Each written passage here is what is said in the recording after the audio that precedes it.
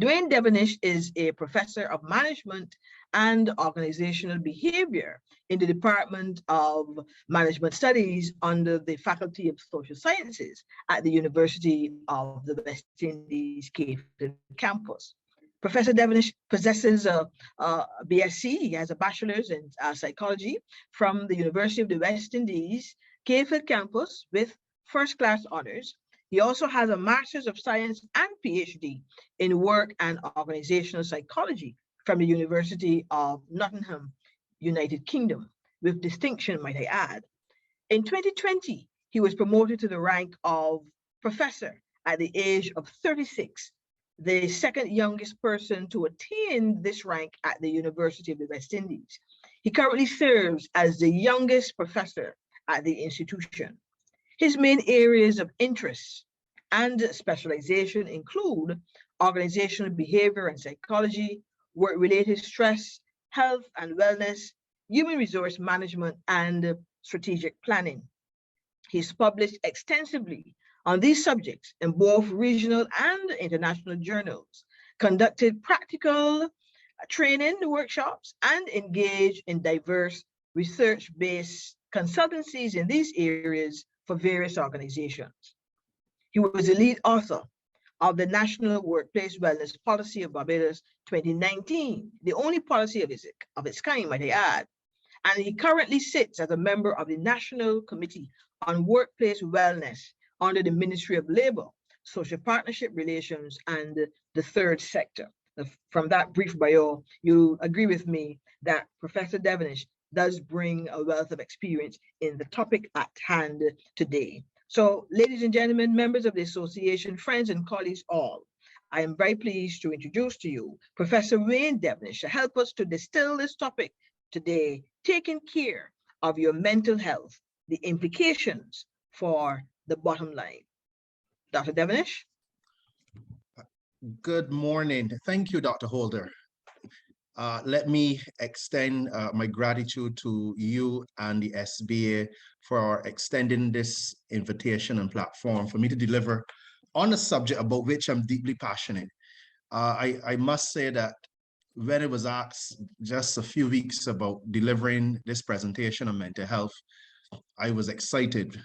And I was excited because it was only 2 weeks before that I was called to do yet a presentation in St. Vincent on a similar subject. And I was recognizing that the fact that Caribbean people are now seeing that mental health is absolutely critical, in fact, essential to our living. I would like to welcome the participants. I know many of whom are members of the SBA, and I am now going to segue into the presentation. Now, my topic today would be mental health and the bottom line. I would like to make known a quotation by Jodi Adewale. This quotation actually hit me pretty hard when I came across it. Taking care of your employees' mental health is good for the bottom line. It's good for business. It's good for the economy. Now, recent research, I would say as recent as 3 years ago, a survey of over 4,000 managers in the US revealed that 98% of those managers agreed that mental health is still having a direct negative effect on the organization's bottom line. In fact, the effects of neglected mental health cost US businesses billions of dollars every year. Now, I want to provide a bit of reflection here. It is unfortunate that when we talk about mental health, or we engage in conversations and for discussing about mental health, oftentimes it's done within a wider context of something else. For example, mental health has gained tremendous attention over the last 2 years since the onset of COVID. Now, we know that COVID has come and it will go someday, but we will always have mental health. And I was trying to struggle, perhaps, to understand why is it that we place so much attention on the COVID-19 pandemic, and of course, rightfully so.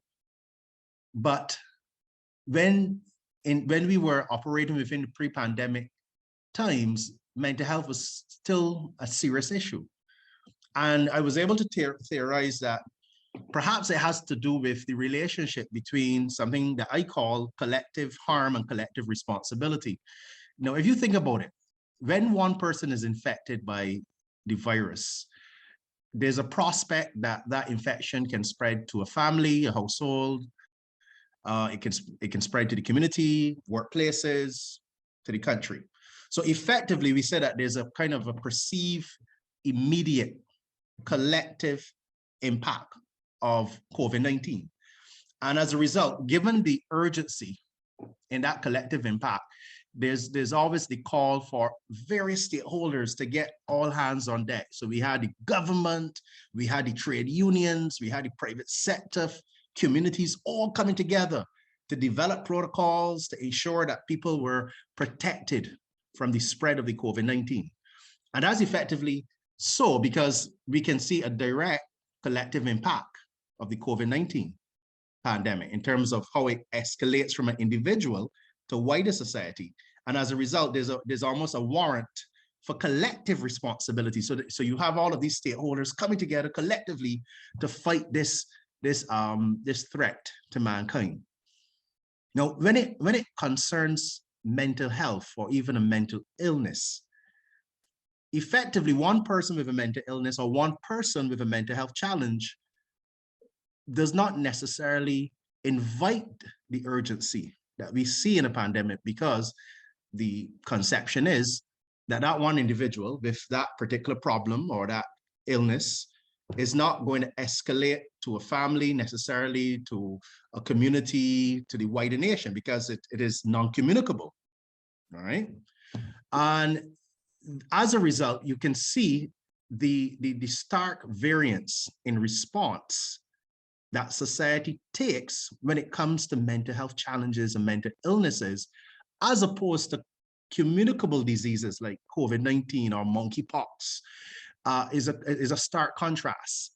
So I really wanted to get out there to educate, not just Barbadians, but even those in the region, employers, employees, persons who are even on the breadline, why mental health is such an important or essential facet of our daily living, and why it should receive the same level of attention that we've given so many of those other conditions, whether those conditions are communicable conditions like the COVID-19 pandemic or the monkeypox, hopefully not a potential pandemic, but even the other physical NCDs, the non-communicable, these diseases like hypertension and diabetes.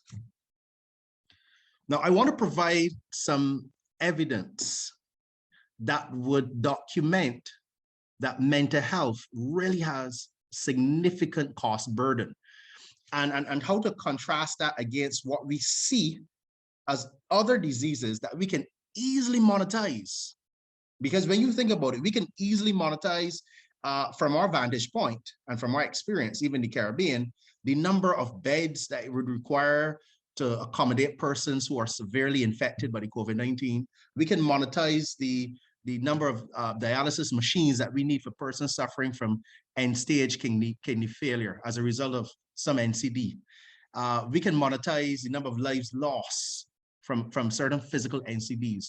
But I have yet to come across any statistics that monetize the costs associated with the impact of mental health in the region. But I'm going to show you some evidence, especially as we talk about mental health and its relationship with the bottom line. Because many employers, whether you're small, medium, large, they are not in tune or sufficiently literate to understand the impact of mental health on their businesses and of course, on their bottom line. Watch these statistics right here. 1 in 6 workers will display some form of mental health problem at work. Now, this is a UK statistic from 2015. Let's go on. Now, in 2013, 2 years before that, the chief medical officer reported that the wider costs of mental health problems to the UK economy are 70 to 100 billion per year. That's in pounds, 4.5% of gross domestic product. Now, in Canada, 1 in 5 individual meets the criteria for developing some form of mental illness, with women at a higher risk. All right, so let's look at the Canadian side here.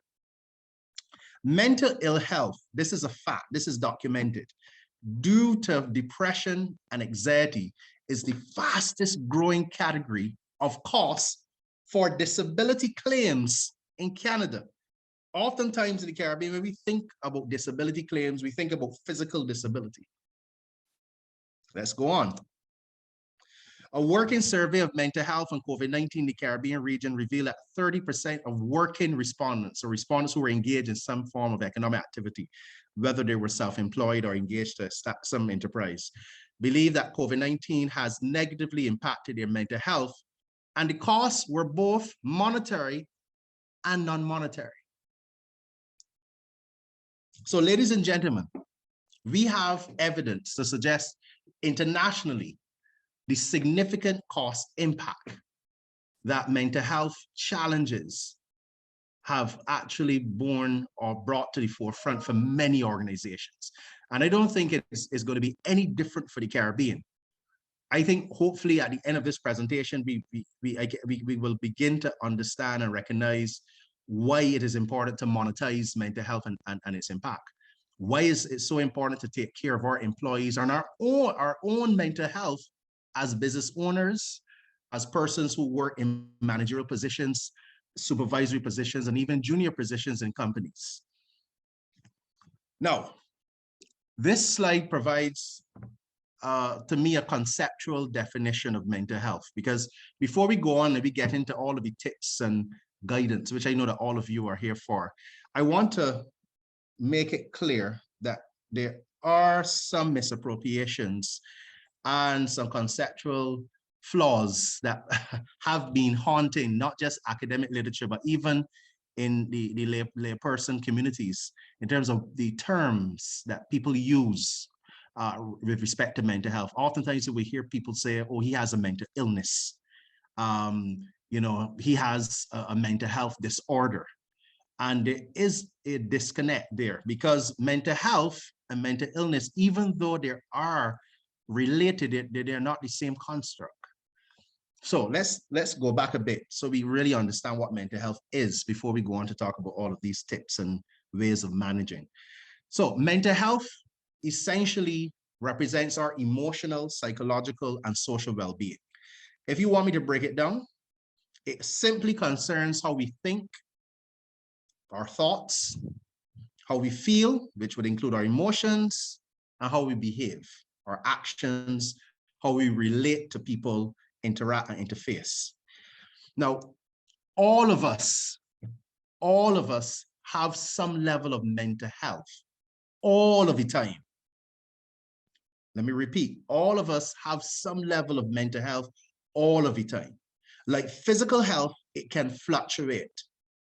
Okay, so the gravity, the importance, the essence of mental health cannot be overstated, because if it concerns how we think, feel, and behave, that pretty much encapsulates everything that we are as human beings.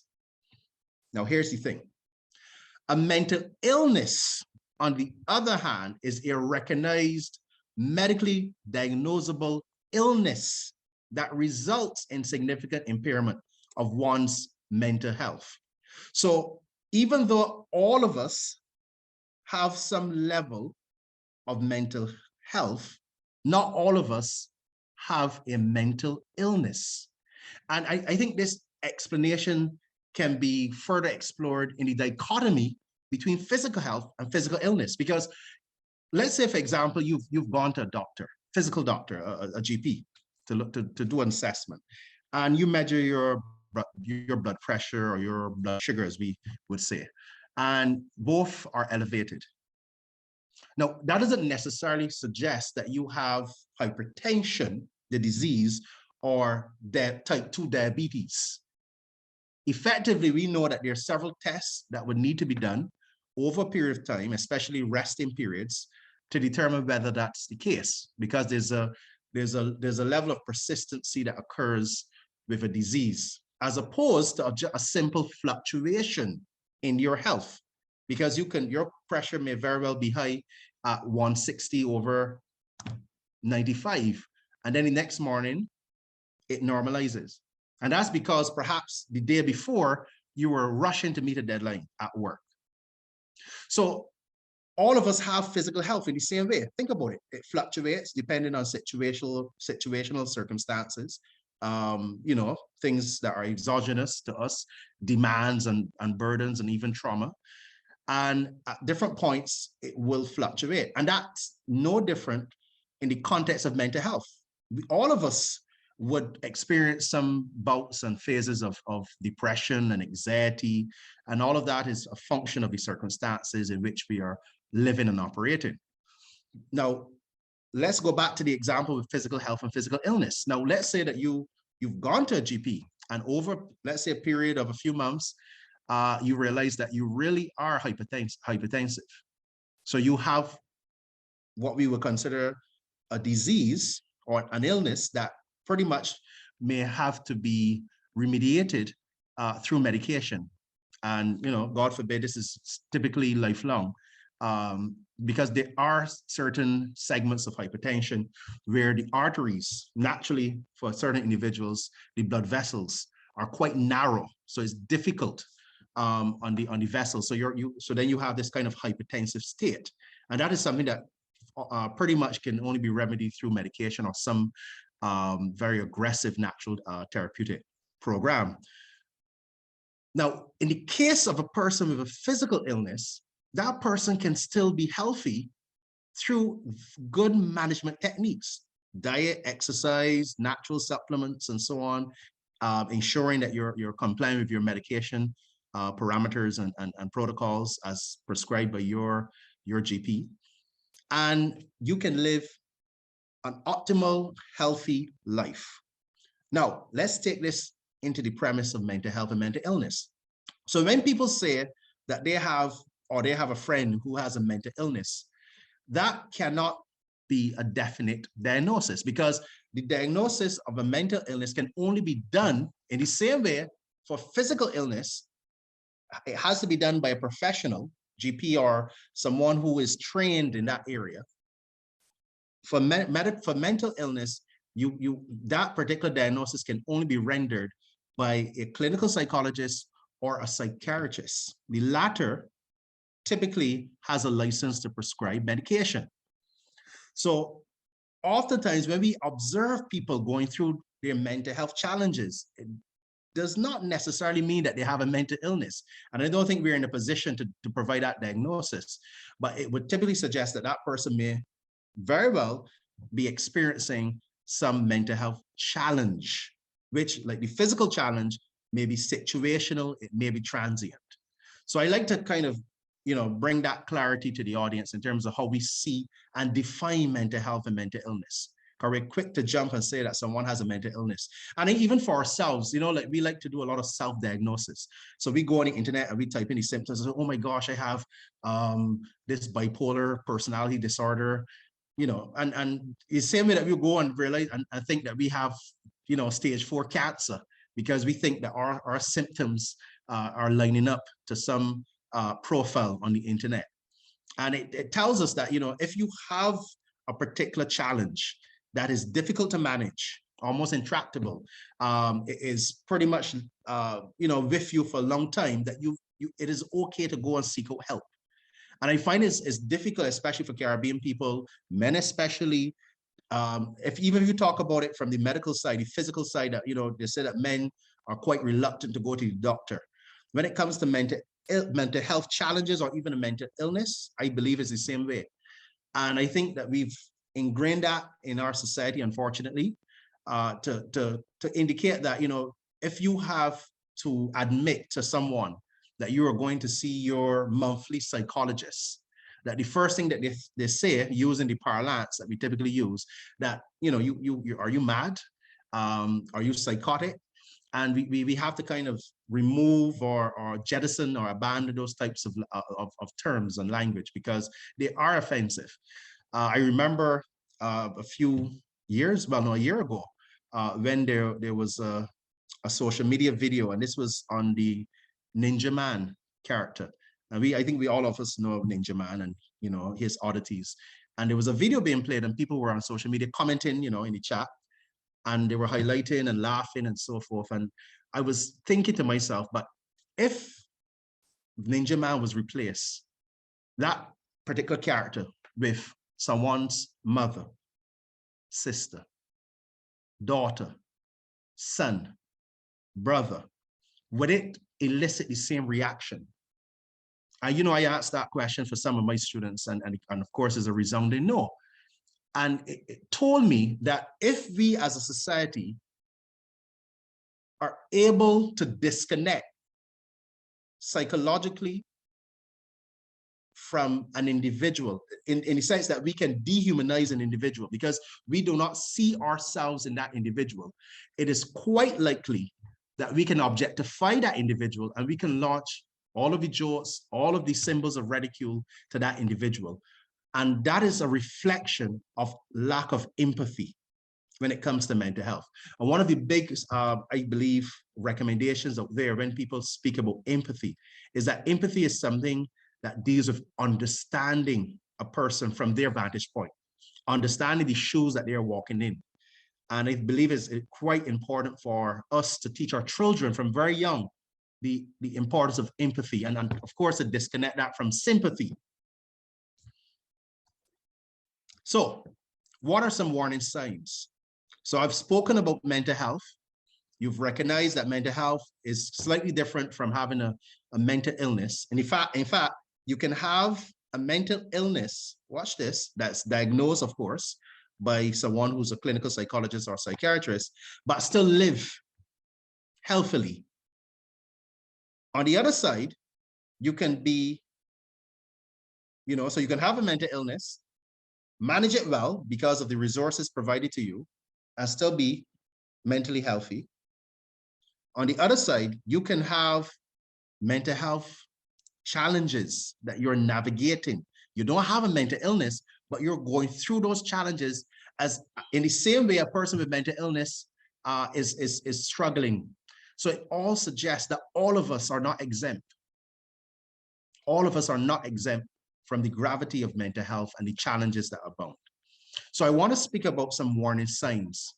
And I know there are not a number of employers, small business owners, there are persons here who probably don't even have a business and they're working in businesses, they're self-employed. So what do I look for? Now, if you're thinking about it from a management perspective, where you're looking at your employees, you're observing, I think one of the things that COVID-19 has taught us is to be very vigilant. We are vigilant of our children. We're vigilant of our families. We're vigilant of our communities. Of course, we have to be equally vigilant of our co-workers, employees, and even management staff. So finding it difficult to concentrate on tasks. So you're observing a worker. He or she works diligently over the last 4 or 5 years.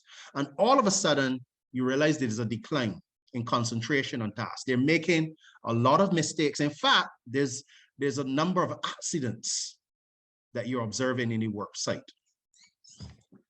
You can also observe signs of feeling tired and fatigue. Oftentimes, you would have an energetic worker. He's engaged, she's engaged, working past 6 o'clock in the evening. But all of a sudden, you can observe manifestations of fatigue, whether those manifestations are in yourselves or in your employees. Being unusually tearful or emotional. Now, you'll find this, especially in situations of trauma, where people who are expected to lose their jobs or to experience a reduction in work hours or remuneration. You can find people acting quite emotional, quite tearful, that go beyond what you would consider to be normal. Getting angry easily or frustrated with tasks or people. Drinking alcohol to cope, using drugs, finding it hard to make decisions, avoiding social situations. So these are but a handful of warning signs that you can observe in your employees, observe even your children, your romantic partners, your spouses, your family members, your community members, your friends. Now within the workplace, let's bring it back to the workplace, we know that there are triggers to mental health challenges. There are a number of triggers. I've alluded to some of them, but I just want to kind of paint a picture of the kinds of mental health triggers that I've observed in my research over the last 2 years of the pandemic. So we know that there are traumatic events happening. People, they're infected. Oftentimes people lose their loved ones. Complex tasks and duties. I mean, as small business owners, if you think about it, there's a perception, I believe, coming from society, even from larger businesses, that because you are small, that you shouldn't have the number of stressors and challenges and burdens that larger businesses should have. And that is a false conception and false perception too. Because if you think about it, because of the very nature of your limited capacity, and oftentimes you find a small business owner juggling multiple things, you are in a more serious position or precarious position to find your mental health at risk because of that limited capacity against the wide array of demands and burdens that you have to navigate on a day-to-day basis, from finance to equipment to human resources. Uncomfortable interactions and conflicts with customers and peers.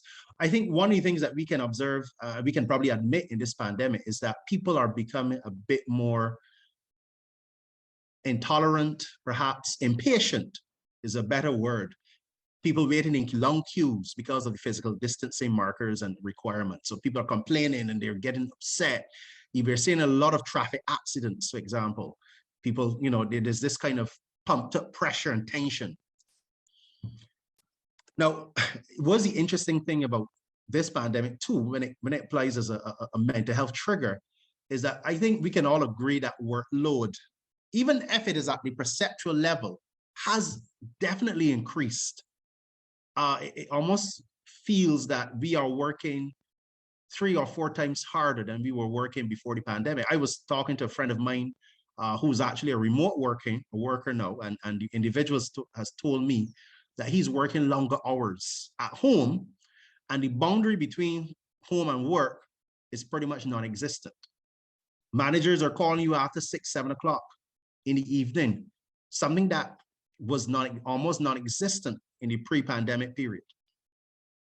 We know technology now, the demand for using these, what we call video conferencing tools, even among teachers. I've done some research with teachers quite recently in terms of their navigation with the online technology. This is before they would have returned to the face-to-face site. And this was actually a survey across 8 territories in the region. And there's an increase of ambiguity in terms of the task, because teachers now feel that they have to not only provide tuition, but they have to be an ICT expert. They have to be a behavioral management expert, because they have to get a child who's on the other side of the computer to stay attention, to be focused. And you would imagine that smaller children, especially those under the age of 10, are more distracted in the remote setting. So ambiguity is a call for the day. Unrealistic deadlines. We're seeing inequity at work as perceived by a lot of people. Job insecurity. I remember going to a hotel only 2 weeks ago to give a presentation. I was asked to come to motivate workers who had their salaries and hours cut. And I remember in the presentation, I said, but this presentation, yes, is about employees, but I would like to talk about the management too, because each of us has to meet each other halfway. Because if we're going to talk about motivating employees in the midst of salary cuts and hours reduction, and we talk about we want them to be motivated, we as managers also have to be responsible. So it has to be a middle ground approach. So job insecurity, how do managers navigate that? How do we, in the midst of those types of conditions, allow our workers to, psychologically speaking, not just safe in terms of a job? And I can go on and on about the various triggers. And I think anyone in here, and we can have a Q&A segment after, anyone, if a person's in here can identify one or more of the mental health triggers on this screen that clearly would apply to you or your context.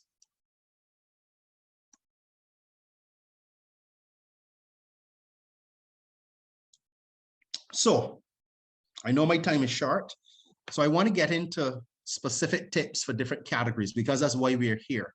So you've understood, I hope, what mental health is, the fact that it represents all of who we are. Our mind is our greatest real estate. If you think about it, whatever we place our attention to or focus on is akin to what we populate or occupy in that real estate. And the same way that we work so hard to protect the valuation of our properties in terms of when we move to a particular district and we build this massive house and we want to ensure that we have, you know, our value, our real estate value maintained, especially based on what we occupy ourselves with in the district. We have to apply that same thinking metaphorically in terms of our mind, because our mind is the best real estate that we have, is the most important real estate. And whatever we put in our mind, whatever we pay attention to, whether it's overly negative information on social media, whether it's putting ourselves in unnecessary stressful conditions, we have control over that. We have agency over that. So let me just begin then with my first tip. And these tips actually would be targeted for managers, owners dealing with their staff. Be vigilant. Mental health surveillance at work. I work at the university, and I'm part of a WhatsApp group of lecturers in my faculty, about probably 15 or so. And what we do outside of talking about matters of work, we check in on each other. And I was working with a concept, and I'm hoping to put it into practice. I haven't come across something like this yet. But if you think about it, if you're in a neighborhood, right now I'm in a neighborhood, I'm in King Garden Park, and we have a neighborhood watch. And of course, with a neighborhood watch, you would have people checking in on each other and ensure that, you know, keeping crime at bay. Why can't we have a mental health watch? I was thinking about it a few nights ago, mental health watch. In the same way that we can identify, call a neighbor, someone is there prowling, let's check in on our brothers and sisters. Managers, I think there's a responsibility, if you think about that social contract that you have with your employees, it's all right to check in. That mental health watch, check in on your employees to see what they're doing. And we know that employees are not going to, most of them are not going to confide in persons that they think would share information outside of the relationship that they have. And that's something unfortunate, let me just say, because a lot of people who are struggling, even as employees, are quite reluctant to share information because of that same fear that their business will be all across the organization. I've actually dealt with an organization like this, where managers were saying, they brought me in to say, Dwayne, we don't understand why the employees are not talking in the performance assessment session. Because when you do the assessment, typically you would expect the employee to share information about how they expect to have training, what their needs are, because a performance assessment exercise is effectively a developmental one. And if you don't have that dialogue, and it's just something like a monologue where the supervisor is just saying, well, you have a 4 to 5, then it doesn't redound to the benefit of the employee. So I went in, I remember doing that research 3 months, and I came back and I said, look, shut down the factory. And they did, they shut down the factory for just a day. And we called all the employees and so on. They provided the findings. And you know what was the interesting thing?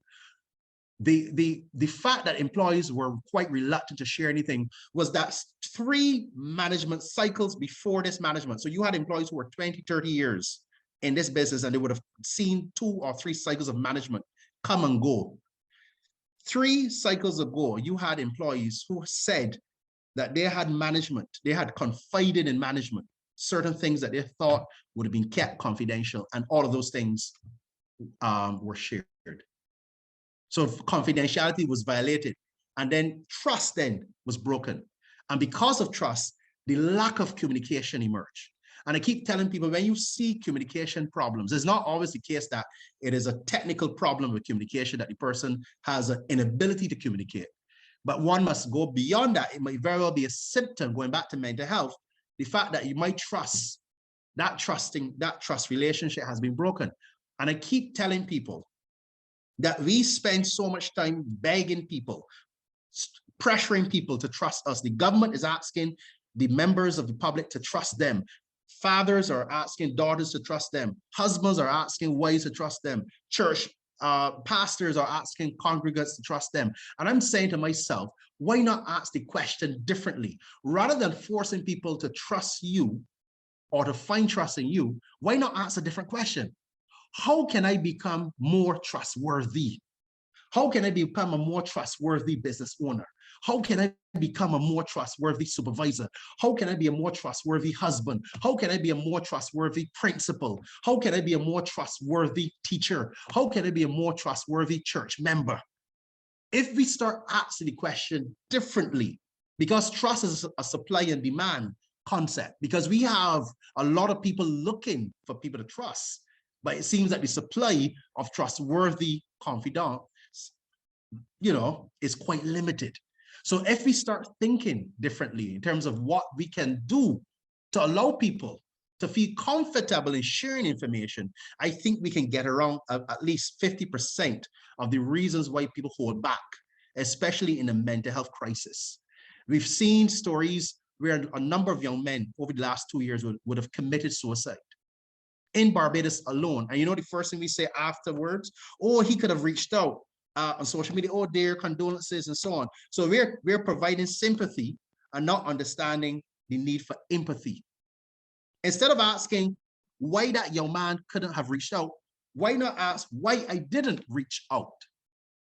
And that is a kind of a different way of thinking, because we have to recognize that people oftentimes in their mental health prison, whether it's depression, whether it's a particular disorder, a heightened anxiety, it is almost like a disability. That person is in prison, and there's this disinclination to even reach out because of the shame that they assume will come when a man who's supposed to be as seen by society, a strong individual, that person now goes out and says to seek for help. It comes across as weak. It comes across as someone who's not ready for life. And we have a lot of young men who've taken their lives and not necessarily for the reason, and let me just say this, not necessarily for the reason of the mental illness, because we think the mental illness is or the mental health challenge is what drove the individual to commit suicide. But I can tell you 8 out of 10 times, it's not necessarily the mental health crisis, It is oftentimes the stigma and the shame that is associated with reaching out for help, wherever to get it from, whether it's from the psychiatric hospital, because we've already stigmatized that place, that is something that you shouldn't be associated with, whether it's reaching out to a psychologist or even a friend. And as a result, that young man or young lady is pressured or forced mentally to take their own lives because there's a sense of hopelessness. And I want us to kind of think about that. And I was thinking about it quite deeply, especially when we consider this particular analogy. And this is an analogy that came to me a few weeks ago. And it was the analogy of how the virus affects the body. When a person succumbs to the virus, I'm talking about the COVID-19 virus. If you think about it, that person succumbs to the virus not as a function of the virus itself, is a function of how the immune system responds to the virus. Because typically when that person goes under, let's say, a ventilator, if for those who are familiar with how the virus affects the body, in a dysregulated or even an unvaccinated immune system, because you can be vaccinated and your immune system can also be dysregulated. Because the immune system does not recognize the virus, it doesn't understand the virus. The immune system is designed to preserve life. the immune system there reacts to the virus, this foreign entity that it does not know, it does not understand. And as a result, other cells in the body are affected. Now, of course, when the virus or if the virus reaches the lungs, it sends these polyps, these small polyps of inflammation. Of course, inflammation is the body's way of responding to damaged tissue.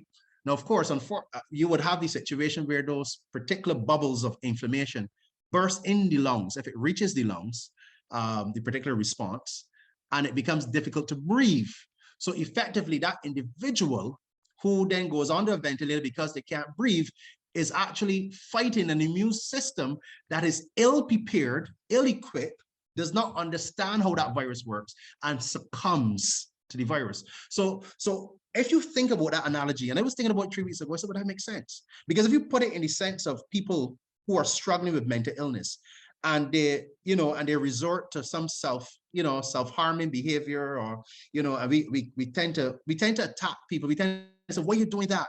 And some oftentimes our responses to those individuals push them over the edge, like an immune system that, yes, we as a society we are there to preserve life for each other, but because of our lack of understanding in the same way, our ill-equipment, our ill-preparedness to tackle now, in this case now, of the analogy, the mental illness, we attack the individual, the same way the immune system attacks the healthy cells and misses the virus. And we create that particular crisis. So I think we have to think deeply as a society, I think the consequences of our behaviors and the importance of mental health literacy. We talk about digital literacy, we talk about financial literacy, but I'm going to bring a concept here, mental health literacy. So I'm going to say here that managers, going back to management then, you need to provide a channel for your employees to vent, to talk to their supervisors, to talk to you, have an open door policy, seek to support them. I also run a small business. A few years ago, we had about 4 or 5 employees, one might say a micro business, and one of our members was dealing with a serious situation. And you know what we did? We were able to source a psychologist, and we said, you can go for how many sessions you need, and we'll pay for it. So it doesn't mean that because you're a small business that you can't invest. We're not asking you to invest in a major employee assistance program at EAP, because we know that government, for example, as an entity, has subscribed to services to provide EAP support to their employees. And for those who don't know about employee assistance programs, these are programs that offer mental health support services to usually larger segments of the workforce. You will see them typically in medium to large size businesses. But you can have a psychologist at hand. You can pay for sessions for employee and allow that employee to have access to those support services. And it doesn't have to be that costly. We've done it in our business. Listen to your staff. Listen to your staff. I think we misconstrue communication oftentimes. We think that communication means talking and providing information. And we forget that communication is a two-way street. Communication is also about listening. If you don't listen, you're not communicating either, because you can't respond appropriately.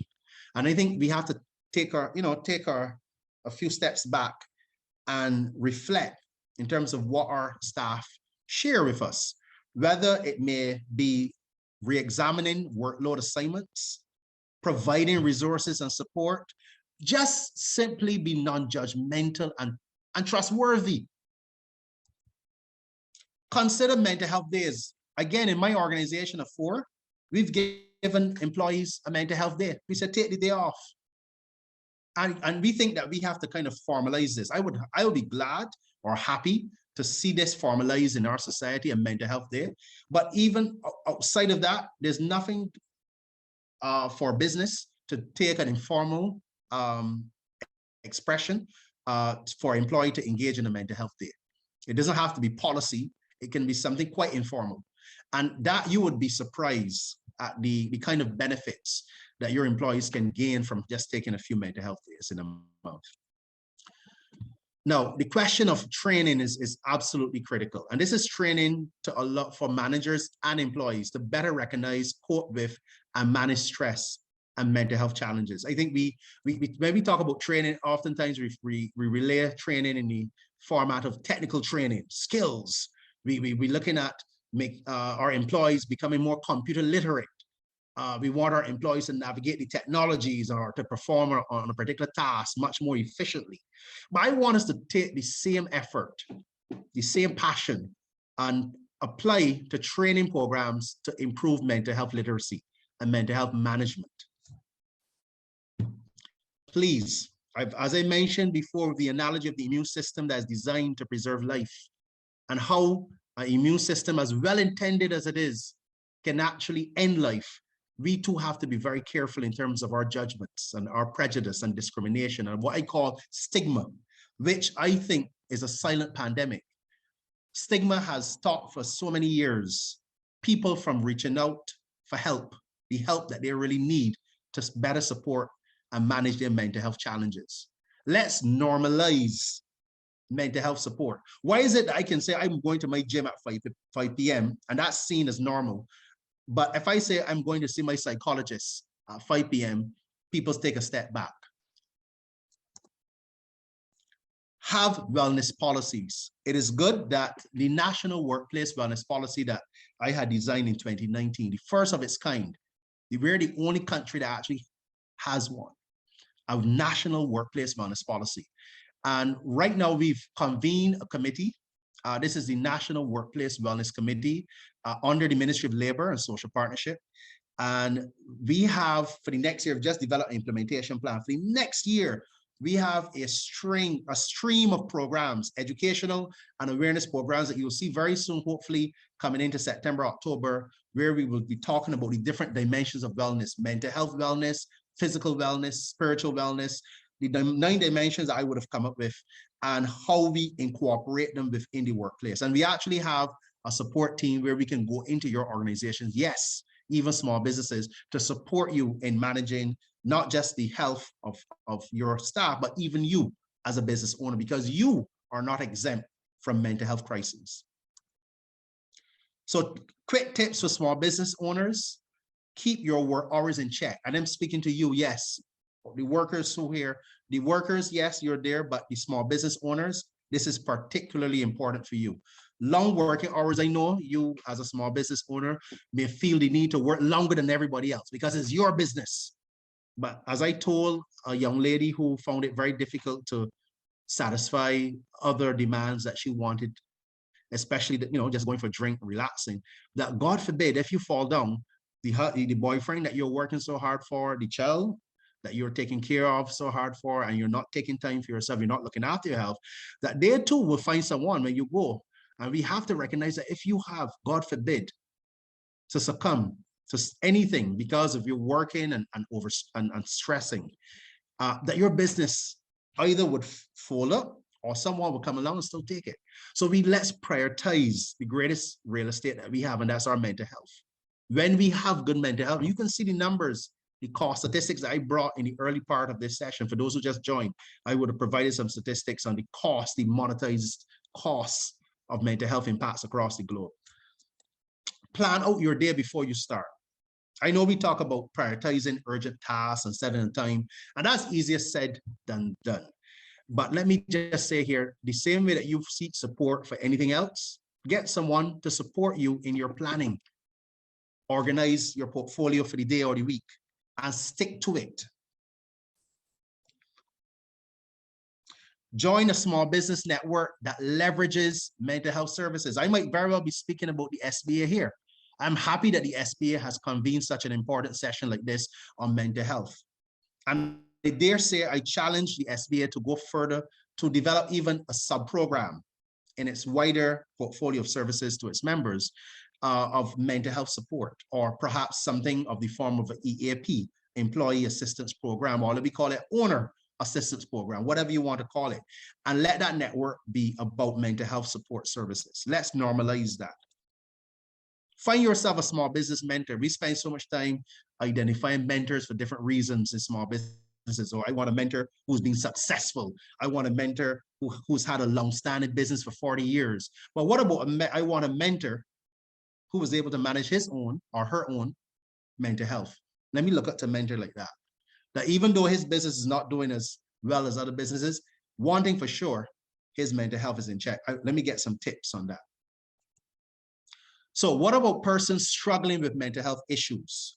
As I said, seek out professional support and services. This is for everyone here. So whether you're a small business owner or not, if you are silently struggling with mental health issues, please seek out professional support or services if you find it difficult, almost intractable to manage. Okay? You don't have to have a mental illness to search out support. And for those who just joined us, I've made that stark distinction between mental health, that all of us have mental health and it would fluctuate from time to time, but not all of us have a mental illness. For that to be determined, it would have to be diagnosed by a clinician of a mental health domain, whether a psychiatrist or clinical psychologist. But irrespective though, of whether you have a mental health challenge or mental illness, if that experience is difficult to manage, there are support services out there that you can reach out to. There are numbers out there. I know that the psychiatric hospital has a kind of a directory, kind of a small segment of support. I've made the challenge to SBA to see if a sub-program can be done over the next year or two, where it provides some form or manifestation or variant of an EAP model for its membership. Now, if in that unfortunate or that rare circumstance that you have sought the services of a clinician, a mental health psychiatrist, for example, or psychologist, and you were diagnosed officially with a mental illness, because we do have people, and let me just say that, we do have persons with a mental illness officially, mental illness in workplaces.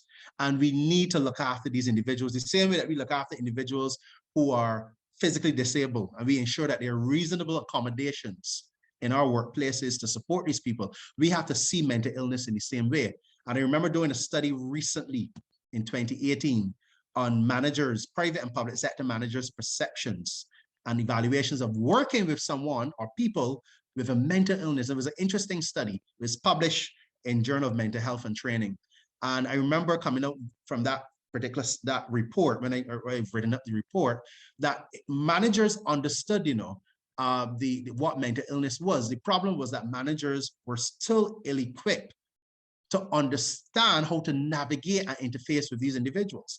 One of the things I want to kind of impress upon all of you, and this is something that a lot of you may not have known, but listen very carefully, if it's the first time, we talk a lot about NCDs, right?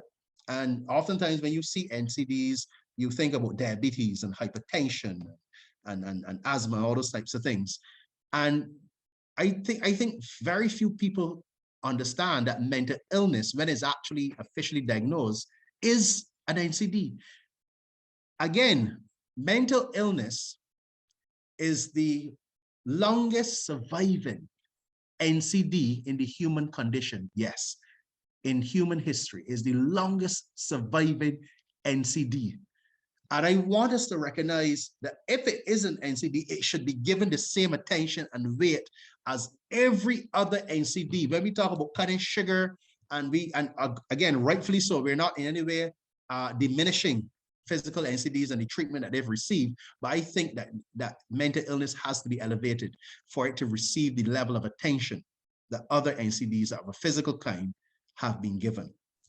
But because you have a mental illness, it does not mean it's the end of the world. The same way as someone who's diagnosed with hypertension or type 2 diabetes, you can manage those conditions and have an optimally healthy life.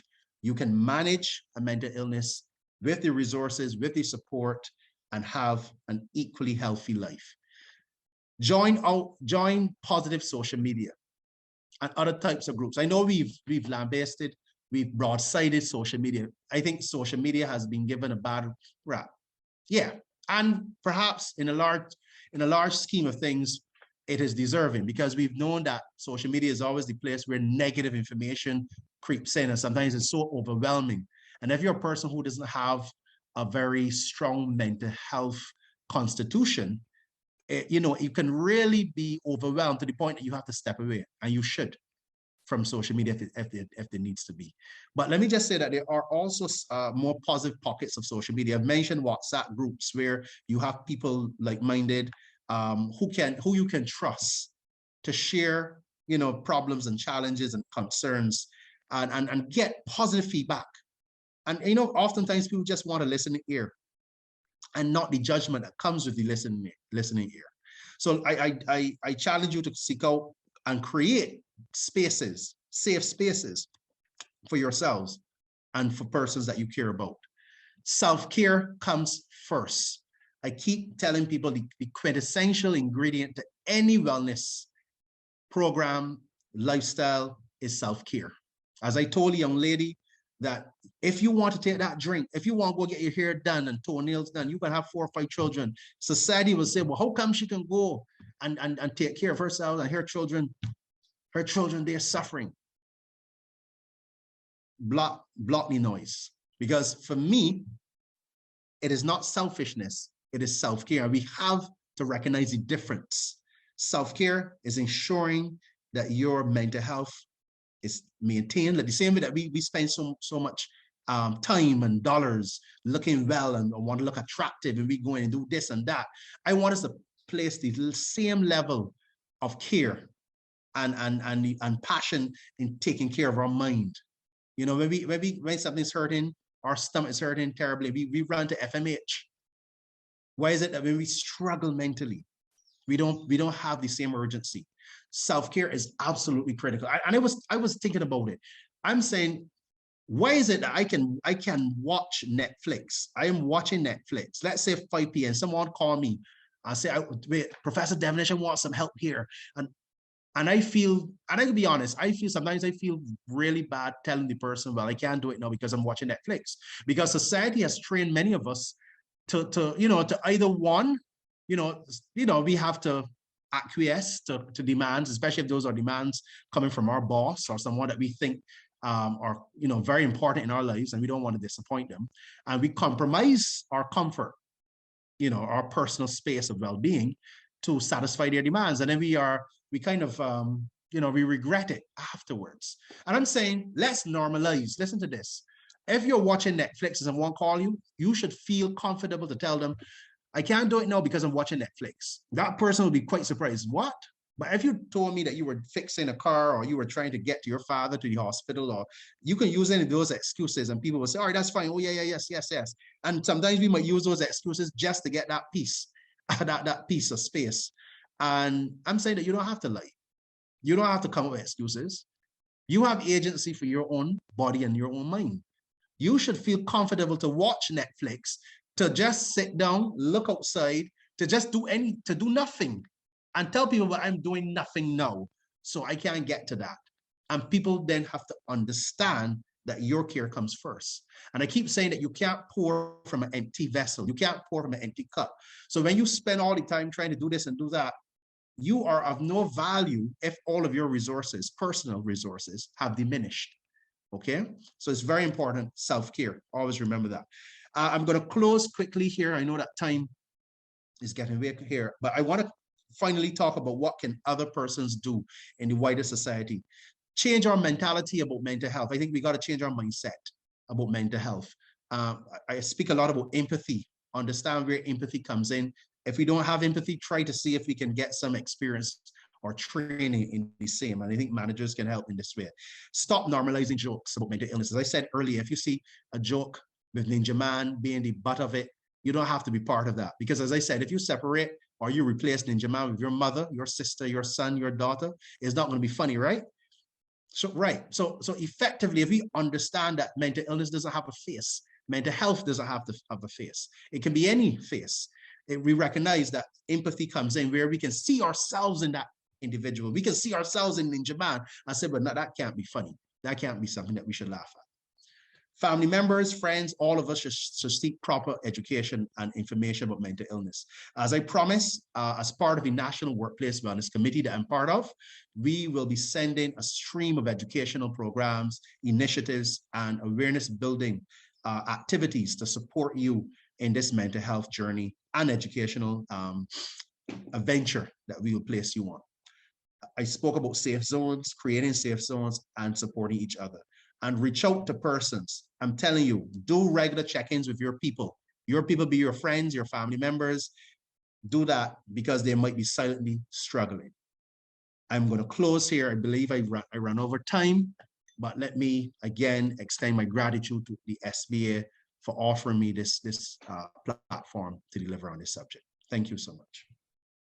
Thank you so kindly, Professor Devonish, for sharing extensively with us on this topic this morning, taking care of your mental health, the implications for the bottom line. I want to let all those on the call know we've had a high of 90 persons on our call today. In the event that you miss any aspect of this, don't worry, don't get anxious. The entire presentation will be on our website, sba.bb, in the SBA TV section. You can go back there and you can watch it, and also it will be placed on our Facebook page for those who are following us on Facebook. So all of our sessions are recorded and placed on the website. It is time now for us to have a brief conversation. We've gone over time. We've actually exceeded the 1 hour, but I think this is so important. I'm going to ask you colleagues to stay on with us for at least another 10 minutes that we can engage in some questions and comments from our audience. But Professor Devonish, I will say this has been a wealth of information, from hearing that 98% of managers agree that mental health affects the bottom line, to the fact that 1 in 6 workers will display mental health at work based on a UK study. I looked at my own organization. We have 6. I said, well, there's 1 here, maybe 2 or 3 based on what I'm seeing. So I don't know, might be a little higher. 4.5% of GDP in Canada, you're saying, goes towards mental health problems. And then 30% of workers in the Caribbean believe that COVID-19 affected their mental health. These are real numbers. These are data that support the seriousness of this, in our view, relative to workplace issues and so on. So I'm going to ask persons now just to place your comments, place your questions in the chat, and please be reminded that the session, the entire program will be available for you a little after. So we're going to get into these questions now, but I want to let you hear from at least 3 of our members relative to the goods and services that they offer while we have you here with us. Let's get those 3 members sharing with us now. And Professor, we're going to receive some questions from the audience. So please pose your questions now in the chat. Let's hear from our members, please, at this time. Welcome to Island Fitness. How may I help you? Looking for a dynamic group session? Or maybe a bit of personal training? Then Island Fitness Center is the place for you. Have kids? We've got you covered. So put that work in and get that sweat on. Island Fitness Center, energy for life. Visit us at Building 1, Pelican Village, or give us a call 546-5455. Hi, my name is Michelle and I'm a freelance digital marketer. What does that mean? It means I help entrepreneurs, very much like yourself, with their social media, email marketing, and Google advertising efforts.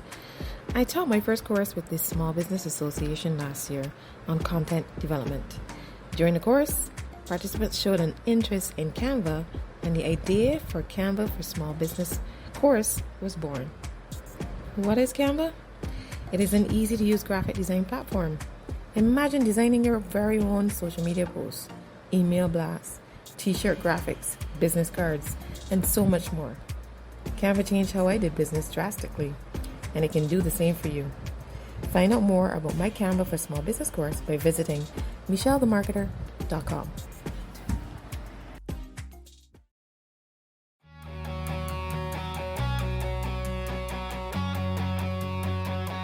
Hi, I'm Dwayne Henry, Managing Director of Infinity Networks. We noticed there was a great need for ICT services in the residential and small business sectors, as the larger ICT companies were not as cost effective in providing solutions. With more than 16 years of experience in the telecoms industry, we are more than equipped to handle any job, big or small. Our services include the installation of whole home Wi-Fi, installation and maintenance of security systems, smart home solutions, life safety solutions, and loads more. We operate 24/7 to provide best-in-class support for all of our customer needs. Always remember to think ahead. So let's go to the first question from our audience, Professor Devonish. How do you help someone who may be struggling mentally but will not acknowledge their struggles? This is coming from Kathleen. How can you really help someone who may be struggling mentally but will not acknowledge their struggles? Yes, thank you for that question, Kathleen. Yes, I think that's one of the most difficult things about mental health.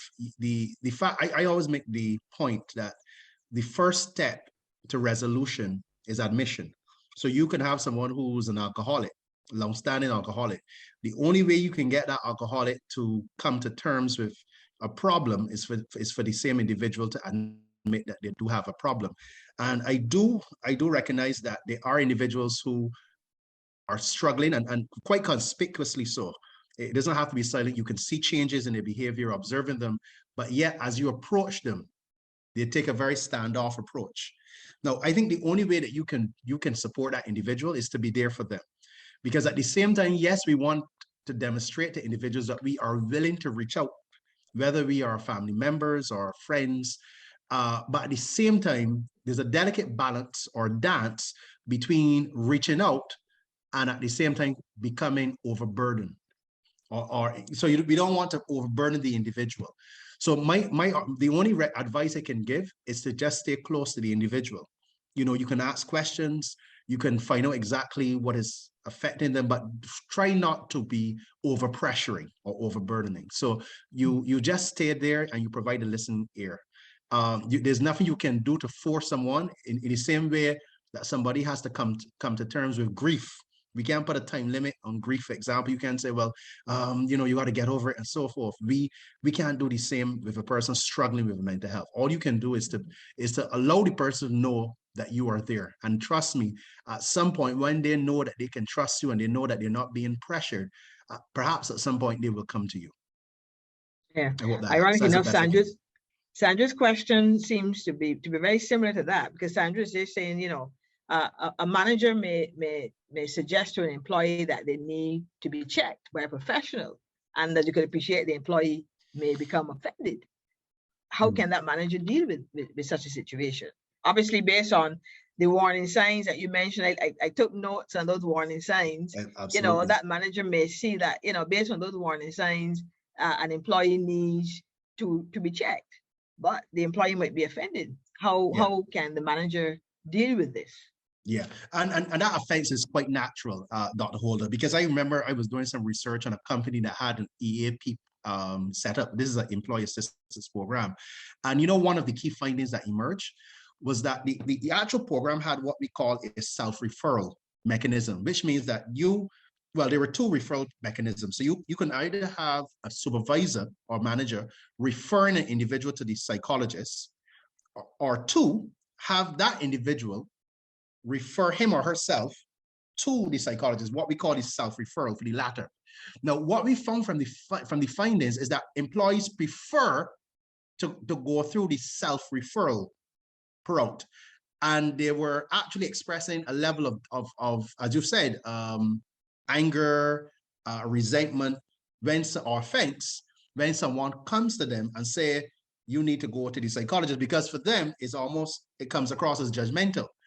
And I think, I'm not in the position to say whether the reasons for the offense could very well be the approach, because as my grandmother says, it's not what you say, sometimes it's how you say it. And I think that we need to kind of reflect a bit in terms of how we approach employees. And remember, we are not always in the best position to be the ones to tell someone whether they should go or not. I remember a joke my grandmother told me about a lady in the church where this lady did something to someone and it was very offensive.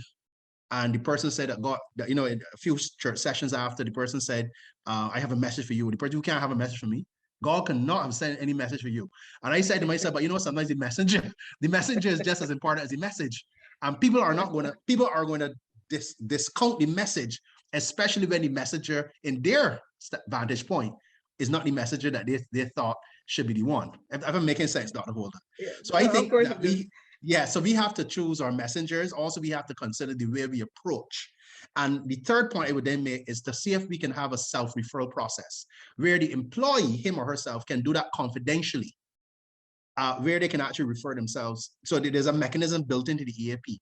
They refer themselves to the psychologist without having to contact or connect with a manager who would know that they've met with a psychologist. So there's a lot of variables at play.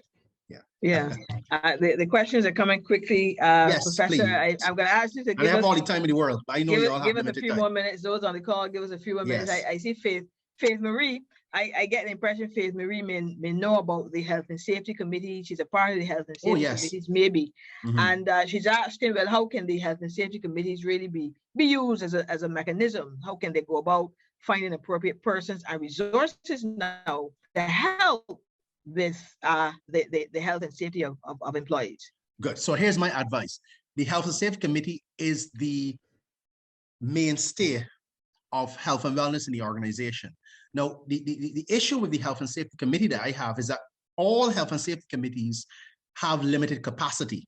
So I think the first order of business for any health and safety committee is not to be the police of every mental health crisis or situation in the organization, or even a health and wellness violation, but to seek to expand that capacity through educating those who are outside of the committee, which would be the remaining of the workforce, on mental health matters and other, of course, health and safety goes beyond mental health. So physical health, all the different types of health and wellness matters that are critical to the organization. Because think about it, when you as a committee take your first order of business as education, you build capacity.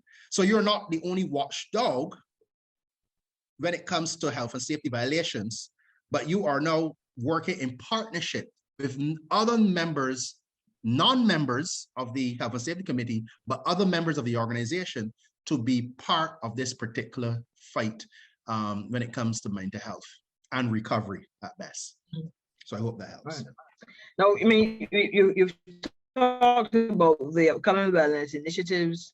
Professor, I need to remind my audience that the Small Business Association is also a part of that National Wellness Committee that you are a member of. And so when, yes, you would have presented the work plan for the ensuing year, and I want to give my members and colleagues the assurance that when those programs are concluded and we begin to roll out, that the association will also share that information with members and encourage members to participate, because at the end of the day, we need some practical tools to help small businesses to be able to cope with this issue. I like this question coming from Anderson. He's saying, look, in carrying out risk assessments in the business, would a separate assessment for possible mental health risk and hazards be advised?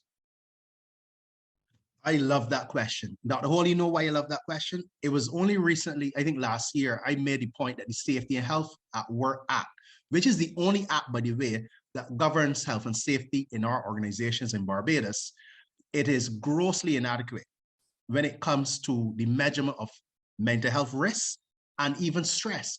Think about it. This act was created under a particular context in which jobs were quite manual in nature. So when you read the act, you see a lot of factory working context, and then there's a lot of physical hazards assessment. So when people think about health and safety, especially coming from the vantage point of the act, we typically would relay those hazards that are physical of kind. So like physical health hazards and safety hazards. And the act is quite silent or absent when it speaks to issues of mental health risks. Now, I would dare say that there's a need for revision or amendments to the act to include even stress as a psychosocial hazard, which is not. In the UK, for example, in Australia, there are, that organizations are required to conduct what we call a risk assessment. And let me just answer the question there. And part of that risk assessment is something known as a stress-related risk assessment. So you have to look at these psychosocial factors, not just the physical factors. So I would say to the colleague, yes, I would do so, but I would like to go from even a legal standpoint that we make that change to impress upon our employers. And the employer might be able to put that cost into the budget for the business, but what about the individual? And Hamilton Cunning is asking about the cost now for the individual who may want to visit a psychologist, a psychiatrist. How can they really and that's a fair question. For these things? That's a fair question. And I'm happy you asked that, because even with the National Workplace Wellness Policy, when I actually authored the policy, I made it very clear that any move towards improving health and wellness in the workplace is a shared responsibility. And we talk about the social partnership, and we mention the social partnership from the context oftentimes where the Prime Minister sits as the chair. But social partnership begins at the very bottom. How a manager treats his or her supervisor, how a supervisor treats his or her employee, that's social partnership. How the head of janitorial services treats his or her staff. My argument is that shared responsibility will be there. And if we talk about shared responsibility, then the question of shared costs then becomes moot. Because when I was talking about, and I was making this point, we had remote working. And I know the question didn't come because employers don't like this question. But if I have my laptop, and I'm using my laptop, I'm using my electricity, what cost sharing prospect exists between employers and employees? Because in other jurisdictions where there are proper remote working policies, and I place the emphasis on proper remote work policies, there is that cost sharing between employers and employees in the remote work setting. And the same thing should go for any mental health intervention. I don't think it's unfair to ask for that. Right. Okay, very, very, very interesting perspectives there. I must admit, Professor, I took note of this point you made. Poor mental health can exist without a mental illness. I like that. Poor mental health can exist without a mental illness. However, you also countered by saying that a person can be mentally healthy with a mental illness. Yes. So it just goes to show that we really need to educate our population relative to this particular topic, because you can have a mentally healthy person with a mental illness. Then we could have a physically healthy person with a physical illness. There are people with hypertension who've been able to manage that condition and live an optimal life like anyone else. A few more then. I'm concerned about depression, because I raise my hand up. I raise my hand up, Professor, to say that I am one of those that do have a challenge with depression myself, and predisposed to being very melancholy, and therefore it is a challenge. So Teresa is asking really, what are some tips for dealing with functional depression? Okay, thank you for that. And let me just say, functional depression is much more, I would say, predominant than we really think. There are a lot of persons out there in our society that are suffering, or I would say struggling with functional depression. Now, think about it. What was the first thing that you did? You told me, you admitted, Dr. Holder, that I have a challenge with this depression. And I think that's the first thing that we need to recognize. Admission is our first step.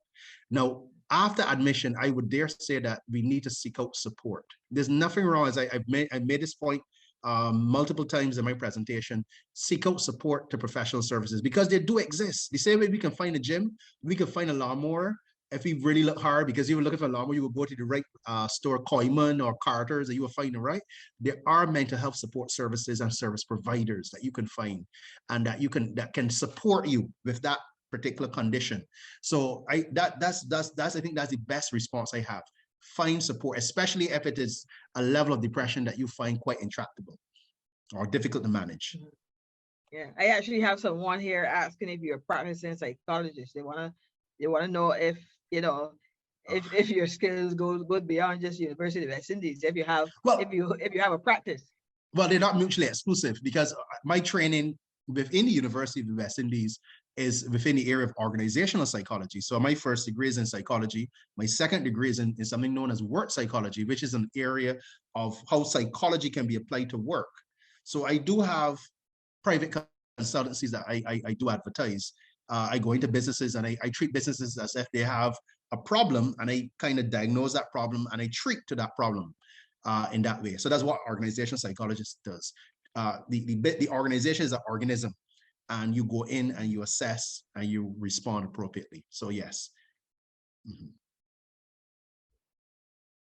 Okay, here's Dawn. Interesting. perspective, in Barbados, once a person is referred by a doctor, there are free psychiatrists or psychological services administered by the polyclinics. Yes. And she's suggesting that doctors may very well be willing to write referrals if they go to the polyclinic. That doctors may be willing to write referrals that they can then see a specialist.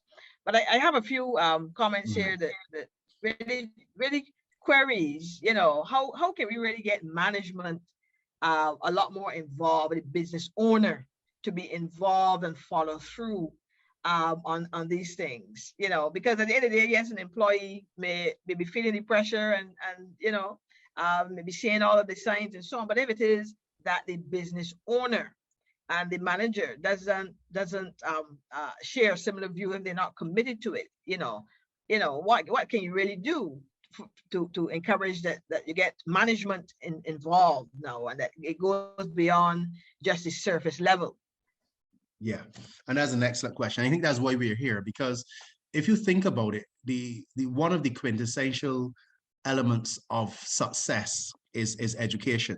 And I think if we can impress upon managers or employers the gravity that we've expressed here of mental health and the costs, if they have an appreciation of the cost it really places on their businesses, then I think they could very well be a kind of a repurposed view of how they see mental health. But that becomes only the first step.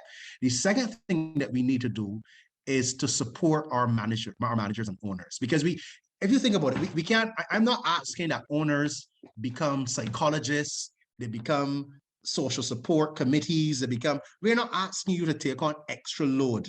We know that your primary role is to get your business thriving, surviving this pandemic and then thriving. And what I'm saying is that I think we have to meet them halfway too. And as you said, Dr. Holder, the SBA is association for a reason.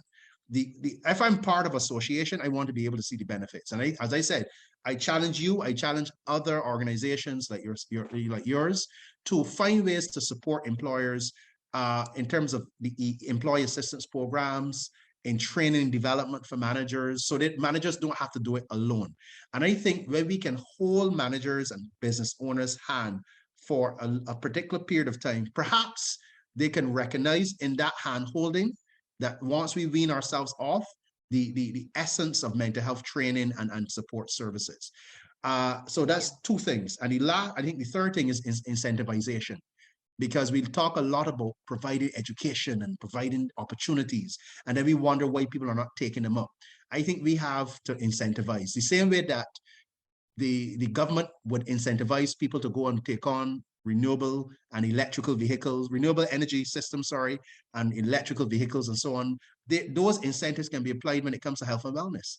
I've been a big advocate for years for government and private sector and civil society to come together to create incentives for people to take on healthier lifestyles, and not just healthy lifestyles in terms of physical health, but mental health, cultural wellness, physical,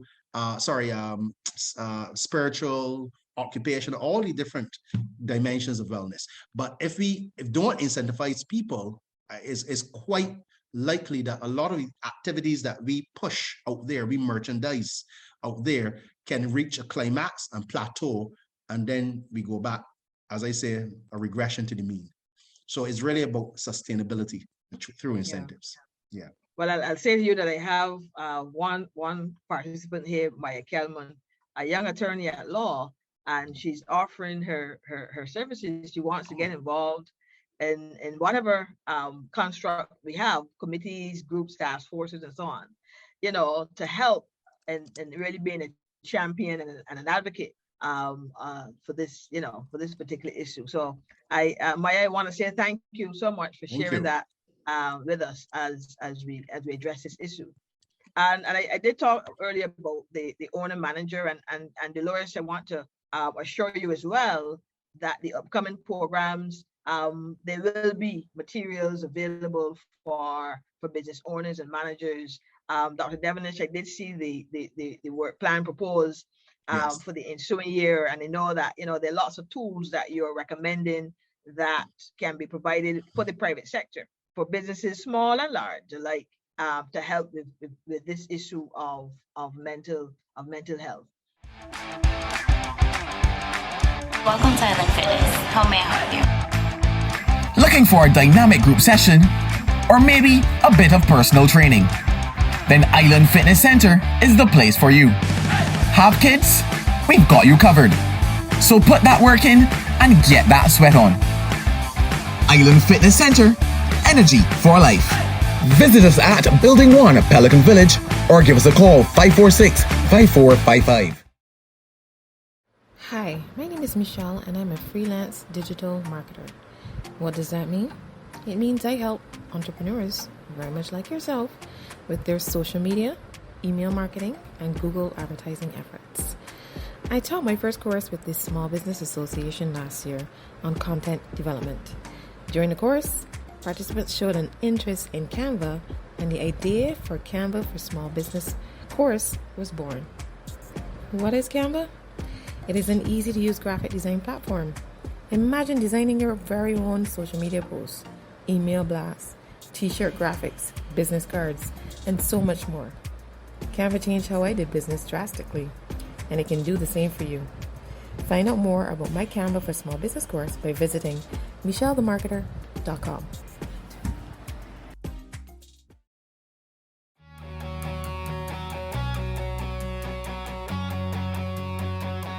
Hi, I'm Dwayne Henry, Managing Director of Infinity Networks. We noticed there was a great need for ICT services in the residential and small business sectors as the larger ICT companies were not as cost effective in providing solutions. With more than 16 years of experience in the telecoms industry, we are more than equipped to handle any job, big or small. Our services include the installation of whole home Wi-Fi, installation and maintenance of security systems, smart home solutions, life safety solutions, and loads more. We operate 24/7 to provide best-in-class support for all of our customer needs. Always remember to think ahead. Okay, colleagues, you've heard from a few of our members. We've been talking about mental health, but Island Fitness Center is reminding us that you can visit them for your physical health as well.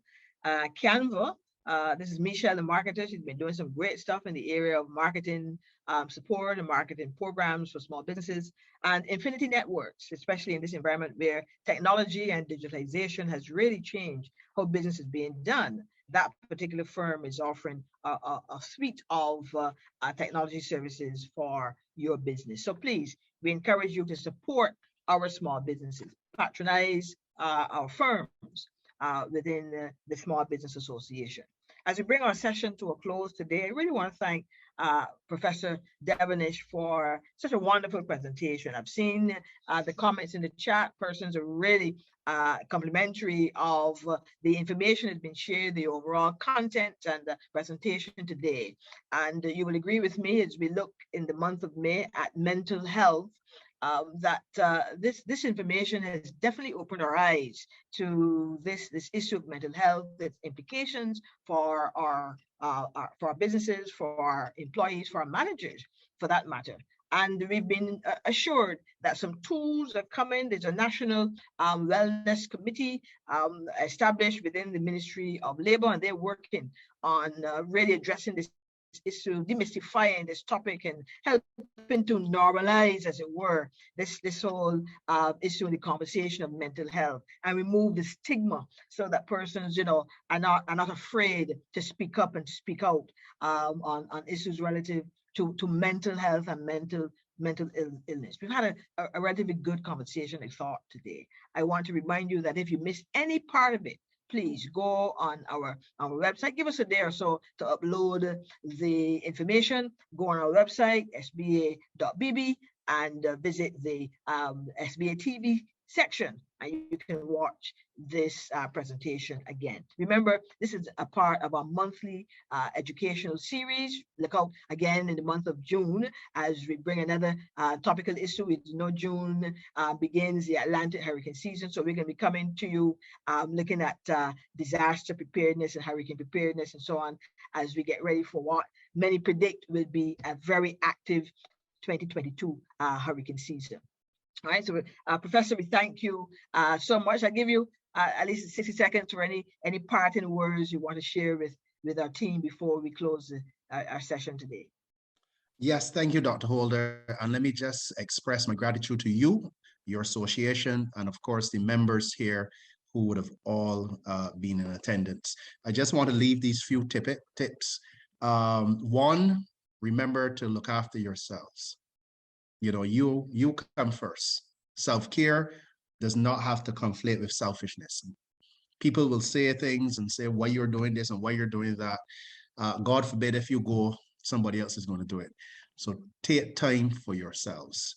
Two, as I said, remember to check in on people that you care about who might be conspicuously or inconspicuously struggling with mental health challenges. And, you know, it's about being empathetic, non-judgmental, and understanding. And thirdly, I would say for managers to be vigilant to your employees, co-workers, be vigilant of each other as you go on a day-to-day basis, work and interface with your customers and of course your internal team. So thank you, everyone. Have a great day. Thank you again.